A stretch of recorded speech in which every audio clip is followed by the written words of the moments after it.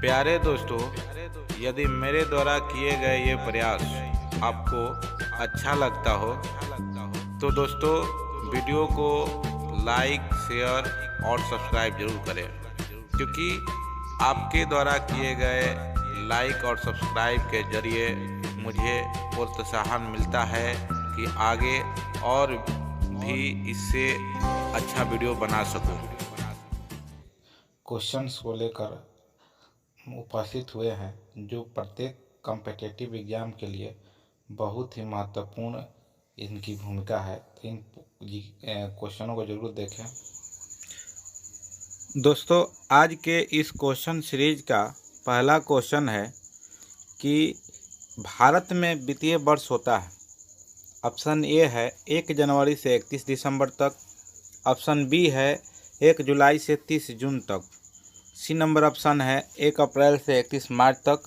और D number option है इसमें से कोई नहीं। तो हम आपको बता दें कि भारत के वित्तीय वर्ष जो है 1 अप्रैल से 31 मार्च तक के बीच में होता है। अर्थात इसके अनुसार जो आंसर जो होगा वो होगा 1 अप्रैल से 31 मार्च तक।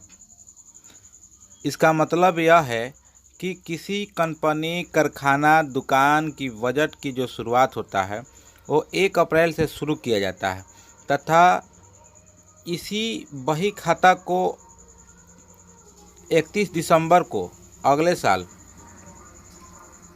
वही बही खाता को 31 तारीख को बंद कर दिया जाता है। और इसी कारण 1 अप्रैल से इसके अगले वर्ष के 31 मार्च की जो अवधि होती है उसे वित्तीय वर्ष के नाम से जाना जाता है। तो इस क्वेश्चन का आंसर जो होगा 1 अप्रैल से 31 मार्च तक। फिर अगला जो क्वेश्चन है वो इस प्रकार है कि बृहद क्षेत्र में जल की उपस्थिति के कारण पृथ्वी को क्या कहते हैं। तो इसका आंसर जो होगा वो होगा नीला ग्रह। पृथ्वी पर 3 हिस्सा जल है तथा 1 हिस्सा जमीन मिलकर बना हुआ है। पृथ्वी पर कुल जो है 3 हिस्सा जल और 1 हिस्सा जमीन से मिलकर बना है। अंतरिक्ष से इसको देखने पर पृथ्वी पर उपस्थित पानी नीला रंग का दिखाई देता है और यही कारण है कि पृथ्वी को नीला ग्रह के नाम से भी जाना जाता है। फिर अगला जो 3 नंबर हम लोग का क्वेश्चन है दोस्तों वो इस प्रकार है कि सूचना का अधिकार अधिनियम कानून कब लागू किया गया था। और इस क्वेश्चन का आंसर होगा बी यानी 2005 में। अब हम आपको बता दें कि सूचना का अधिकार कानून क्या होता है।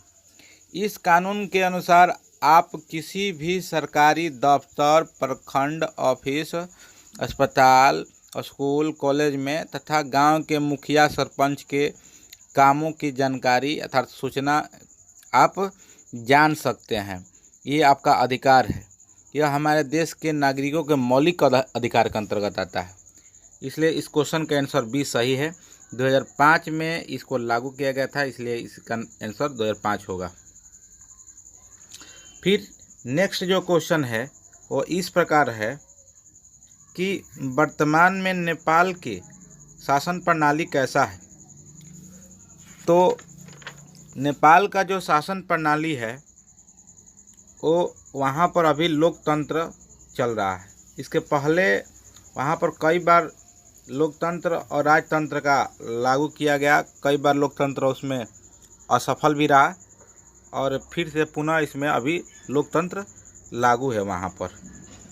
अगला जो क्वेश्चन है वो इस प्रकार है कि राजनीतिक दलों के मान्यता और उसके चिन्हों राजनीतिक दलों की मान्यता और उसके चिन्ह किसके द्वारा प्रदान किया जाता है।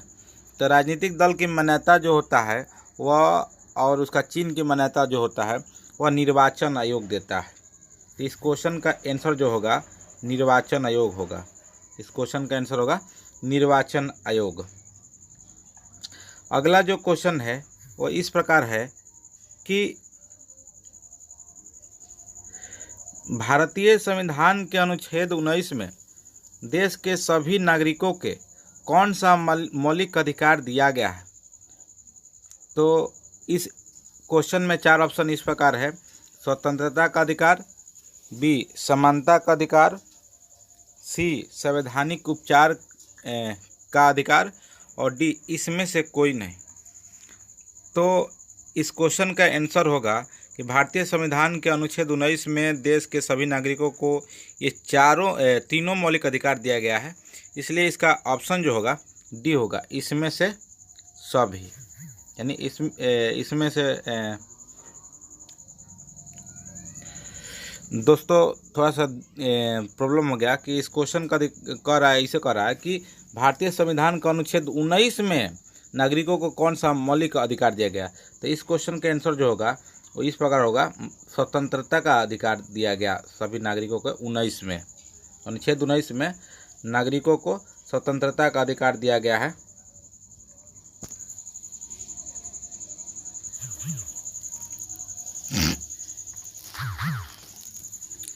अगला जो क्वेश्चन है दोस्तों वो इस प्रकार है कि टीपू सुल्तान शासक था और कहाँ का शासक था, ये पूछ रहा है।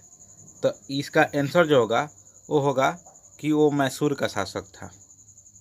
फिर अगला जो क्वेश्चन है वो इस प्रकार है कि जलियांवाला बाग हत्याकांड कब हुआ था। तो जलियांवाला बाग हत्याकांड 13 अप्रैल 1919 को जनरल डायर के द्वारा किया गया था। इसमें हजारों लोग मारे गए थे, इसका शिकार हुए थे। और जलियांवाला बाग जो है आपका पंजाब के अमृतसर में पड़ता है, इसलिए इसका आंसर जो होगा 13 अप्रैल 1919। फिर नेक्स्ट जो क्वेश्चन है वो इस प्रकार है कि निम्नलिखित नदियों में से किसको बिहार के शोक कहा जाता है। और यहाँ पर 4 नदी का नाम दिया है: गंगा, गंडक, कोसी और पुनपुन। तो बिहार का जो शोक नदी है वह कोसी को कहा जाता है, इसलिए सी नंबर ऑप्शन सही होगा। नेक्स्ट क्वेश्चन की ओर चलते हैं और नेक्स्ट क्वेश्चन है कि भारतीय 10 नंबर क्वेश्चन है कि सिख के 10वें और अंतिम गुरु श्री गोविंद सिंह जी थे, उनका जन्म बिहार में हुआ था और बिहार के किस नगर में हुआ था, ये पूछ रहा है। ये सब पूछने का तो इस क्वेश्चन का आंसर जो होगा आपका सी होगा, पटना में हुआ था। बिहार के पटना जिला में जो राजधानी है बिहार का, उसमें गुरु गोविंद सिंह का जन्म हुआ था। अगला जो क्वेश्चन है कि अंकोर वाट का मंदिर का निर्माण किस शासक के द्वारा करवाया गया था। तो अंकोर वाट के जो मंदिर है उसका निर्माण सूर्यवर्मन द्वितीय के द्वारा कराया गया था। तो इस प्रकार इस क्वेश्चन का आंसर होगा ए, सूर्यवर्मन द्वितीय। अगला जो क्वेश्चन है कि पंचायती राज व्यवस्था सर्वप्रथम किस राज्य में लागू किया गया था। और पंचायती राज व्यवस्था जो है सबसे पहले राजस्थान में लागू किया गया था, इसलिए इसका आंसर जो होगा वो राजस्थान होगा। फिर अगला क्वेश्चन है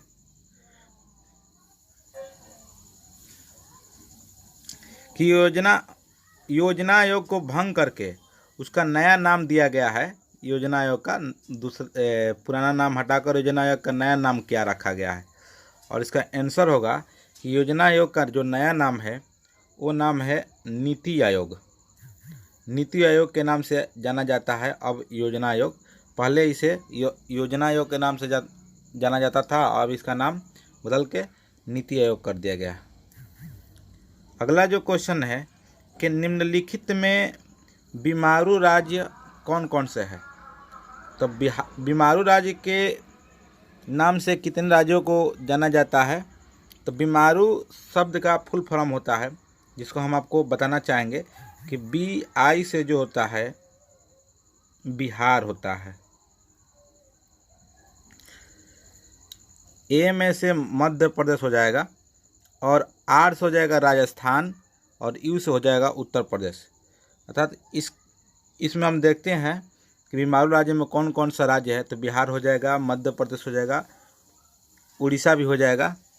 तो इस प्रकार आपका जो आंसर होगा वो हो जाएगा इसमें से सभी। U से उत्तर प्रदेश होगा। यहाँ पर हम बताते समय उत्तर प्रदेश शायद बताए थे, लेकिन यहाँ पर बीमारू में यू का अर्थ उड़ीसा होगा।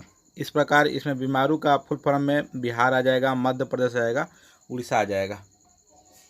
और नेक्स्ट क्वेश्चन है इस प्रकार कि भारतीय जनता पार्टी की स्थापना कब की गई थी।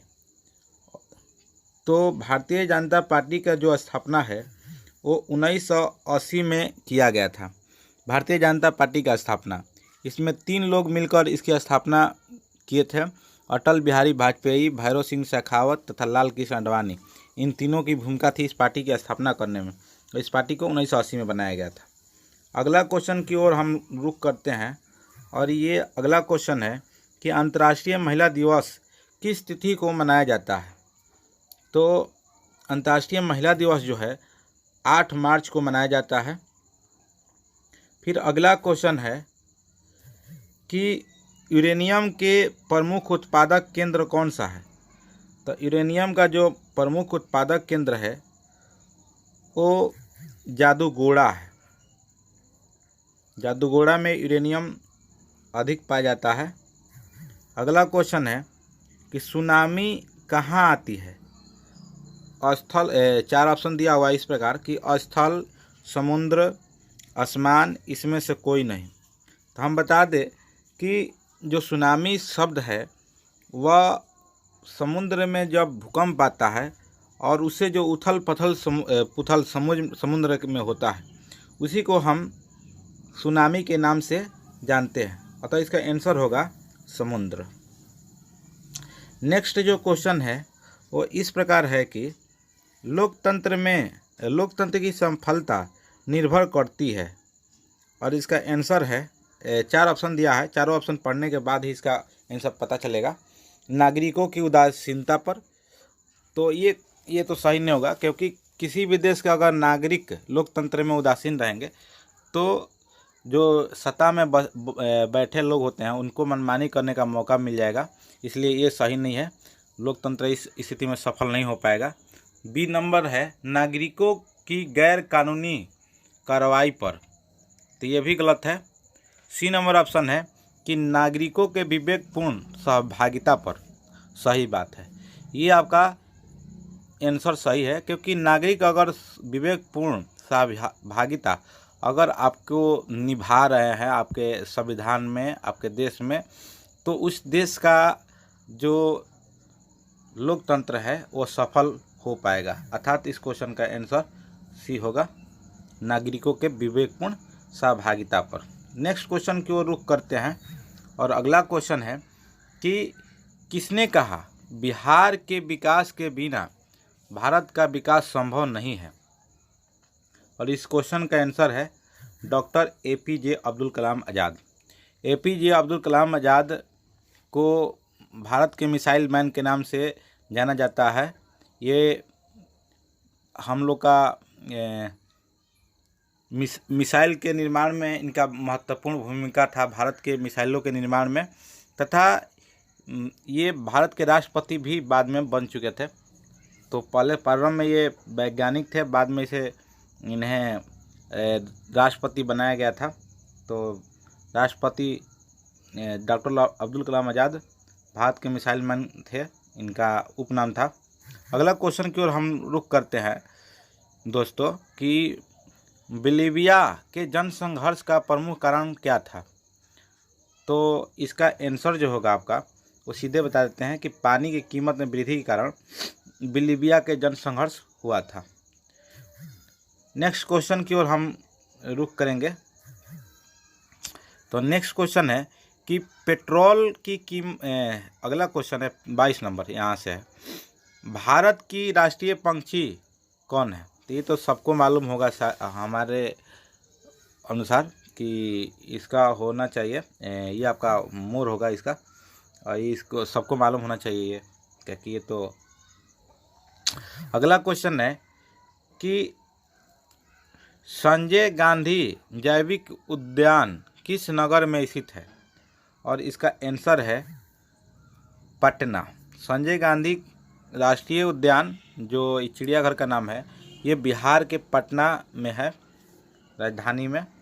अगला क्वेश्चन है कि वेदों की ओर लौटो ये किसका नारा दिया गया था, किसके द्वारा नारा दिया गया था?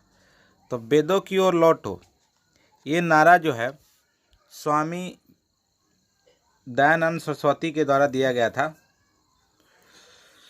और स्वामी दयानंद सरस्वती जो थे 1875 में आर्य समाज के स्थापना किए थे। और इनका आर्य समाज की जो स्थापना है गिरगांव मुंबई में किए थे। इनके अनुसार वेद सर्वश्रेष्ठ ज्ञान का स्रोत है, इसलिए इन्होंने बोला था कि वेदों की ओर लौटो, और ये उनका नारा माना जाता है। अगला क्वेश्चन है कि गुटेनबर्ग का जन्म कहाँ हुआ था? तो गुटेनबर्ग आपको बता दें कि इन्होंने सबसे पहला छपाई मशीन की शुरुआत की थी, और इनका जन्म जो हुआ था वो जर्मनी में हुआ था।